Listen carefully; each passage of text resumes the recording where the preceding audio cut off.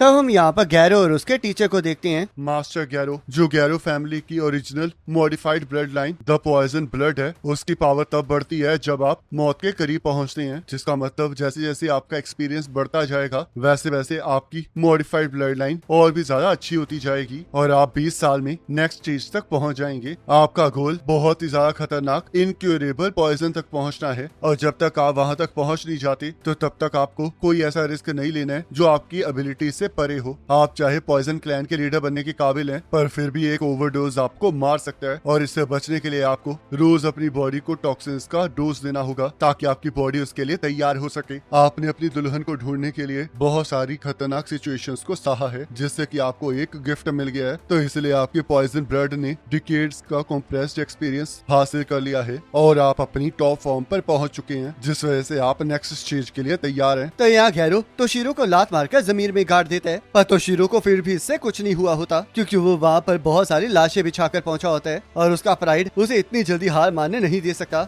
जिस वजह से हम देखते हैं तोशिरो फिर से खड़ा हो जाता है और अपनी बॉडी को म्यूटेट करके फिर से गैरो के ऊपर हमला करने लगता है। तब गैरो उसके ऊपर पॉइजन नीडल्स फेंक देता है, जिस वजह से तोशिरो उसे बताता है कि तोशिरो के अंदर गैरो का ब्लड है, जिस वजह से उसके ऊपर पॉइजन काम नहीं करेगा। तब तोशिरो की म्यूटेटेड बॉडी गैरो के ऊपर हमला करना स्टार्ट कर देती है और गैरो उसका मुकाबला कर रहा होता है, जिस वजह से ओशियो नोटिस करती है कि इस बार गैरो की स्पीड उससे भी ज्यादा है जब वो उसके साथ लड़ा था, पर फिर भी तोशिरो को रोकने के लिए इतना काफी नहीं है। तुमसे लड़कर ही मुझे ये एहसास हो गया है कि तुम सच में हमारी जनरेशन में सबसे ज्यादा गिफ्टेड पर्सन हो, क्योंकि मैंने इस पावर को प्रिपेयर करने के लिए बहुत सालों की रिसर्च की है और फिर भी तुमने इस पावर को मैच कर लिया है। तुम सच में मुझे बहुत ज्यादा गुस्सा दिला रहे हो। और गैरो, आखिरकार तुमने अपने टैलेंट को किलिंग के लिए इस्तेमाल क्यों नहीं किया है? तुमने कहा था कि तुम बस अपने दोस्तों को प्रोटेक्ट करना चाहते हो, पर मुझे इस पर बहुत ज्यादा हंसी आ रही है क्योंकि एक असैसिन लोगों को प्रोटेक्ट नहीं कर सकता और अगर तुम्हारा एटीट्यूड ऐसा ही रहा तो तुम मुझे कभी नहीं हरा पाओगे। मुझे पूरा यकीन है कि इस टाइम जो तुम खड़े हो उसमें तुम्हारी पूरी ताकत लग रही है, पर मैं तुम्हें बता दूं कि इसके बाद जो होने वाला है उसमें स्किल और टैलेंट बिल्कुल भी मैटर नहीं करेंगे, क्योंकि जब असैसिन्स में फाइट होती है तब उसमें बस उनकी डार्कर ब्लड लस्ट ही सबसे ज्यादा मैटर करती है। तो तोशिरो अपनी पूरी बॉडी को मॉडिफाई करना स्टार्ट कर देता है और अपनी modified blood line beast blood का इस्तेमाल करता है, जिस वजह से उन सभी एनिमल्स की लाइफ फोर्स गैरो के ऊपर हमला करने लगती है जिसे तोशिरो ने एब्जॉर्ब किया होता है, पर वो सारी लाइफ फोर्स गैरो से पास हो जाती है क्योंकि गैरो बहुत स्पीड से घूमते हुए उसके हर एक हमले से बच रहा होता है, जिससे कि तोशिरो भी बहुत ज्यादा हैरान हो जाता है। तुमने सही कहा कि मेरे अंदर कोई ब्लड लस्ट नहीं है और इस टाइम मैं बस एक मामूली सी खुशी चाहता हूँ, पर मेरे के साथ दुल्हन को ढूंढते हुए मुझे ये एहसास हुआ है कि मैं उस खुशी को अकेले हासिल नहीं कर सकता हूँ, तो इसलिए अगर मैं किसी की मदद करूंगा तो मैं उस खुशी को हासिल कर पाऊंगा और इसी वजह से अब सब कुछ खत्म होता है बीस्ट मास्टर। तब हमें बताया जाता है कि गैरो जिस टेक्निक का इस्तेमाल करने वाला होता है उसे कॉर्पोरल कोडोकू कहते हैं, जिसमें बहुत ज्यादा टाइम के बाद गैरो के अंदर स्टोर हुए अलग अलग पॉइजन एक दूसरे को हराकर बहुत ज्यादा रिफाइंड हो जाएंगे और उसके बाद गैरो अपनी मॉडिफाइड ब्लड लाइन टेक्निक से अपने ब्लड के पोटेंशियल को अनलीश कर सकता है, जिससे कि वो और ज्यादा ताकतवर बन सकता है। और इस कॉर्पोरल कोडोकू की नेचर इस पर डिपेंड करेगी कि गैरो क्या कल्टीवेट करना चाहता है, पर जब गैरो इसे एक बार मास्टर कर लेगा तो ये इनक्यूरेबल पॉइजन बन जाएगा और जो भी उस पॉइजन को छुएगा वो मारा जाएगा।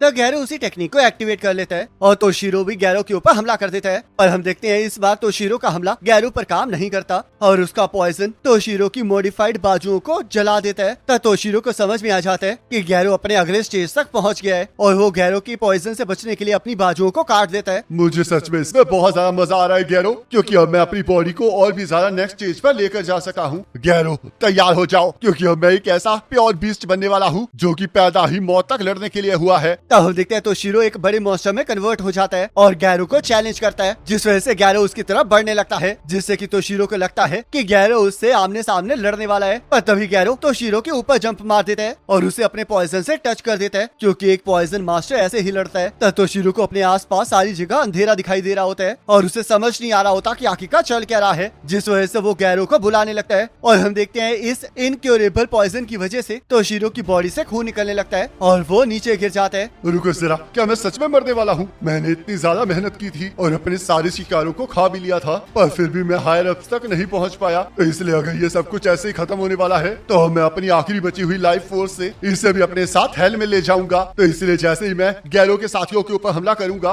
वैसे वो इन्हें बचाने जरूर आएगा और वो हार जाएगा। तब तोशिरो मे के ऊपर हमला कर देता है, पर गैरो से समझाता है कि वो अकेला नहीं है और हम देखते हैं तोशिरो अचानक से रुक गया होता है और वहाँ पर वो सारे मास्टर आ गए होते होते हैं जिनके साथियों को तोशीरो ने एब्जॉर्ब कर लिया होता है। तब हमें कुछ टाइम पहले का सीन दिखाया जाता है जहाँ पर किमी ने अभी भी हार नहीं मानी होती। मैं समझ सकती हूँ कि आप सभी लोग डरे हुए हैं क्योंकि हम लोग उन बीस्ट के अगेंस्ट हैं जो कि गुस्से से भरे हुए हैं और किंग ऑफ बीस्ट ने उन्हें एब्जॉर्ब कर लिया है। पर मैं चाहती हूँ कि आप लोग याद करें कि हम लोग वो मास्टर्स हैं जो कि सिंगल बीस्ट में स्पेशलाइज्ड है और हमें पता है कि वाइल्ड एनिमल्स के साथ दोस्ती कैसे करनी है। तो इसलिए वो सभी लोग हमारे दुश्मन नहीं है बल्कि हमारे इररिप्लेसेबल पार्टनर्स है। तब यहाँ सारे मास्टर्स अपने अपने पार्टनर को बुलाने लगते हैं और इसी वजह से तोशीरो रुक गया होता है और हम देखते हैं उसके अंदर से उन सभी बीस्ट की लाइफ फॉर्म्स जाने लगती हैं जिन्हें उसने एब्जॉर्ब किया होता है। तब गैरो बीस्ट मास्टर को बताता है कि वो कभी भी उससे अकेला लड़ नहीं रहा था बल्कि वो सारे उसके साथ लड़ रहे थे ताकि वो अपनी कैद से आजाद हो सके। तब तोशीरो को इससे गुस्सा चढ़ जाता है और वो उनके ऊपर हमला करने लगता है पर तभी गैरो उसे सिर से पकड़कर जमीन पे दे मारता है। तब तोशीरो के हारने के बाद गैरो उसके ब्लड को निकाल लेता है और जैसे ही उस ब्लड को किमी के बैंड के ऊपर फेंकता है वैसे ही वो बैंड टूट जाता है और हम देखते हैं गैरो सभी को आजाद कर देते हैं। तब थोड़ी देर बाद तोशीरो को होश आ जाता है और उसका बैट आकर उसके ऊपर बैठ जाता है जिस वजह से तोशीरो को वो दिन याद आने लगता है जब उसके 13th बर्थडे पर उसे हेड ऑफ क्लैन की तरफ से पार्टनर मिलने वाला होता है और सभी लोग कहने लगते हैं कि अगर तोशीरो सच में क्लैन की लीडरशिप को इनहेरिट करने के लिए सही पर्सन है तो उसे एक टाइगर और वुल्फ जरूर मिलेगा। पर हम देखते हैं बीस्ट क्लैन का लीडर तोशीरो को चमगादड़ देता है जिस वजह से उसे समझ नहीं आ रहा होता कि आखिर चल क्या रहा है पर उसके पास उस गिफ्ट को एक्सेप्ट करने के अलावा कोई चारा नहीं होता। तब बीस्ट क्लैन के लीडर की आंखों में देखकर तोशीरो को समझ में आ गया होता है कि उनकी नजर में वो लीडर बनने के काबिल नहीं है और उसे लगने लगता है कि ये इस वजह से है क्योंकि वो सभी लोग उसकी स्किल से डरते हैं जिस वजह से वो सभी को मार देता है ताकि वो जबरदस्ती उस क्लैन के ऊपर कब्जा कर सके। तब यहाँ प्रेजेंट में तोशीरो को समझ में नहीं आ रहा होता कि आखिरकार वो अभी भी जिंदा क्यों है क्योंकि गैरो ने तो उसके ऊपर सबसे डेडलीस्ट टॉक्सिन से हमला किया था और क्योंकि गैरो पॉइजन क्लैन का हेड है तो उसके हमले से बचना तो तोशीरो के लिए नामुमकिन है। पर हम देखते हैं ये इस वजह से हुआ होता है क्योंकि गैरो के पॉइजन का नेचर इस चीज पे डिपेंड कर रहा होता है कि आखिरकार वो चाहता क्या है। मेरा टॉक्सिन मेरी विल है और वैसे भी ना तो मैं तुम्हें मारना चाहता था और ना ही हराना चाहता था बल्कि मैं तो बस किमी और बाकी सबकी मदद करना चाहता था। तब तोशीरो कहता है क्या तुम मजाक कर रहे हो? 5 ग्रेट फैमिलीज का ब्लड एक कर्स की तरह है और जो भी इसके साथ पैदा होते हैं वो या तो शिकार बन जाते हैं या फिर शिकारी और तुम्हें भी इसके बारे में अच्छे से पता है। तब गैरो कहता है हमारा ब्लड कर्स नहीं है और मैं इसे प्रूव करने के लिए अपनी पूरी जिंदगी बिता दूंगा। मुझे DIY कैंडीज बहुत ज्यादा पसंद है और मुझे वो चीजें करना भी बहुत ज्यादा पसंद है जिसमें थोड़ा टाइम लगता है। तब तोशीरो उसे बेवकूफ कहने लगता है और पीची तोशीरो से पूछने लगता है कि क्या वो अभी भी कोई डेंजरस प्लान को छुपा रहा है क्योंकि अगर ऐसा है तो वो उसे मार डालेगा। तो अचानक से तोशीरो का बैट पीची को रोकने लगता है और ब्याको आकर तोशीरो को उठाकर वहाँ से भागने लगती है जिस वजह से तोशीरो इसका कारण पूछने लगता है और ब्याको उसे बताती है कि वो उसके साथ दोबारा से खड़ी जरूर होगी जिसे सुनकर तोशीरो बहुत ज्यादा हैरान हो जाता है। तो गैरो और पीची ब्याको और तोशीरो को ढूंढ लेते हैं और जैसे उन तक पहुंचने वाले होते हैं वैसे एक बड़ा सा वुल्फ आके उन्हें वहाँ से उठा ले जाता है और उसके साथ एक लड़की भी होती है जो कि बीस्ट क्लैन की नई लीडर तोनाको होती है और तोशीरो उसी का भाई होता है। और इसी के साथ ये एपिसोड खत्म हो जाता है। अब नेक्स्ट एपिसोड का लिंक आपकी स्क्रीन पर आ रहा होगा, इस पर क्लिक करके अगले एपिसोड को देख सकते हो।